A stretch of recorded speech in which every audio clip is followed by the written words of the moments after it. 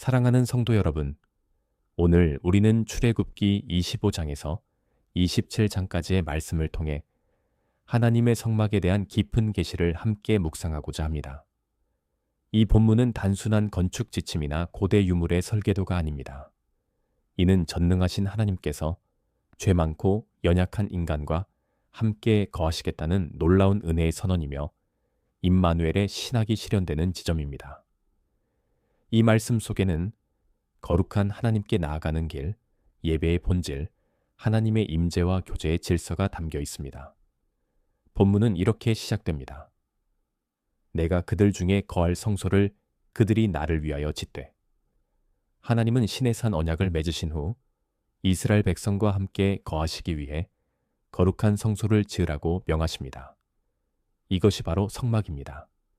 하나님은 단지 하늘 높은 곳에 머무시는 분이 아니라 죄인과 함께 하시고 그들 가운데 거하시기를 원하시는 분이십니다. 이것은 신약에서 예수님께서 육신을 입고 이 땅에 오셔서 우리 가운데 장막을 치셨다는 요한복음 1장 14절 말씀의 예표입니다.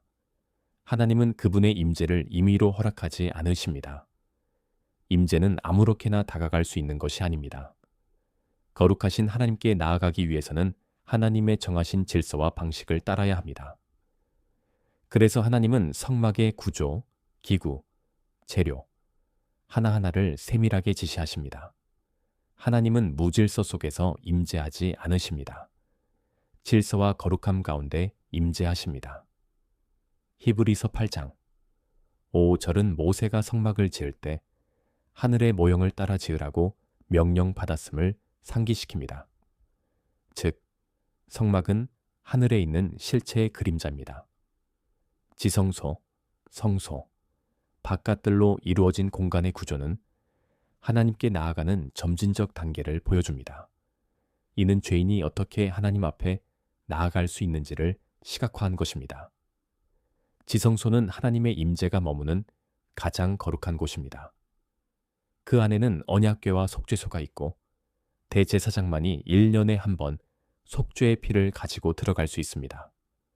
성소에는 등잔대, 떡상, 분향단이 놓여 있으며 제사장들이 날마다 섬기는 곳입니다.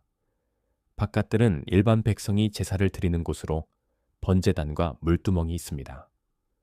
이 구조 전체가 하나님의 임재와 인간의 죄 사이의 간극을 메우기 위한 하나님의 은혜의 질서입니다. 언약궤는 성막의 중심, 곧 하나님의 임재의 상징입니다.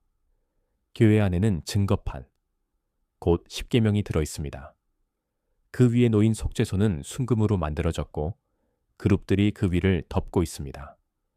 속죄소는 하나님의 임재가 임하는 자리이며 피가 뿌려지는 자리입니다. 이는 예수 그리스도의 십자가를 예표합니다. 예수님은 속죄소가 되셔서 우리의 죄를 위해 피를 흘리셨고 그 피로 우리가 하나님 앞에 담대히 나아갈 수 있게 되었습니다.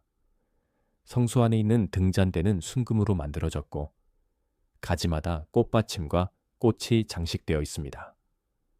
이는 예수 그리스도께서 세상에 비치심을 상징합니다. 빛은 어둠을 몰아내고 생명을 밝히며 진리로 인도합니다. 떡상에는 12개의 진설병이 놓여 있습니다. 이는 이스라엘 12지파를 위한 생명의 떡이며 예수님께서 나는 생명의 떡이라 하신 말씀과 연결됩니다. 성막의 모든 기구가 그리스도를 예표하고 있습니다. 바깥들에 있는 번제단은 제물이 불태워지는 곳입니다. 이는 예수 그리스도의 희생을 상징하며 우리가 하나님께 나아가기 위해 반드시 죄를 회개하고 속죄받아야 함을 보여줍니다. 물두멍은 제사장들이 손과 발을 씻는 곳으로 이는 예배자는 정결함을 갖추고 하나님께 나아가야 한다는 원리를 상기시킵니다. 회개와 정결은 예배의 전제 조건입니다. 하나님은 성막을 위한 재료들을 자원하는 마음으로 드리라고 하십니다. 금, 은, 놋, 청색실, 가죽, 기름, 향품 등 다양한 재료가 필요했습니다. 이것은 예배가 억지가 아니라 기쁨과 감사를 담은 자발적인 헌신이어야 함을 말합니다. 사랑하는 성도 여러분, 우리는 하나님의 은혜에 감사하여 기쁨으로 우리의 시간, 물질, 재능을 하나님께 드릴 수 있어야 합니다. 그것이 진정한 예배입니다. 성막은 고정된 건물이 아니라 이동 가능한 장막이었습니다. 이는 광야에서 이스라엘 백성과 함께 동행하시며 구름 기둥과 불 기둥으로 인도하시는 하나님의 동행을 상징합니다. 오늘날 우리의 삶도 광야와 같습니다. 낯선 환경, 불확실한 미래, 때론 시련과 고난 가운데서도 하나님은 우리와 함께 하시고 그분의 장막은 우리 곁에 머뭅니다.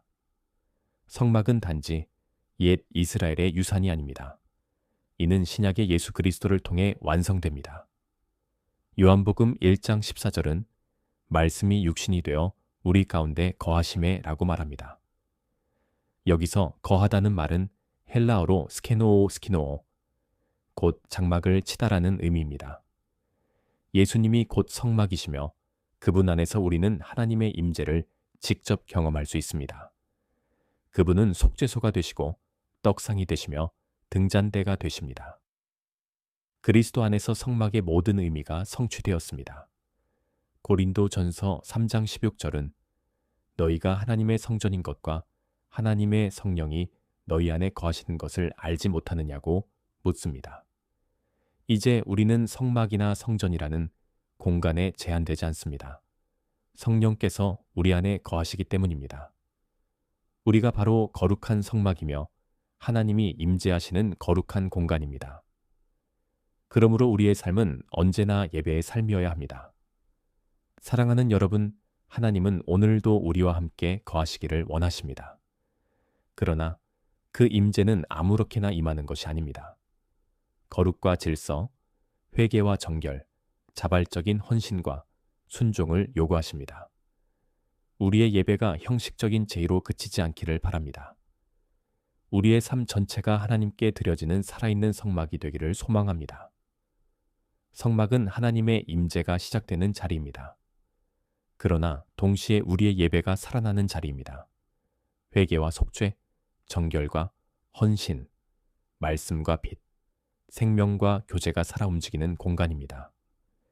이 모든 것이 그리스도 안에서 성취되었고 이제 우리 안에 이루어졌습니다. 오늘 우리가 드리는 예배가 그저 종교적 행위가 아닌 성막 안에서 하나님과 만나는 거룩한 만남이 되기를 소망합니다. 성도 여러분, 우리의 삶이 하나님의 임재를 담는 거룩한 성막이 되기를 축복합니다. 아멘.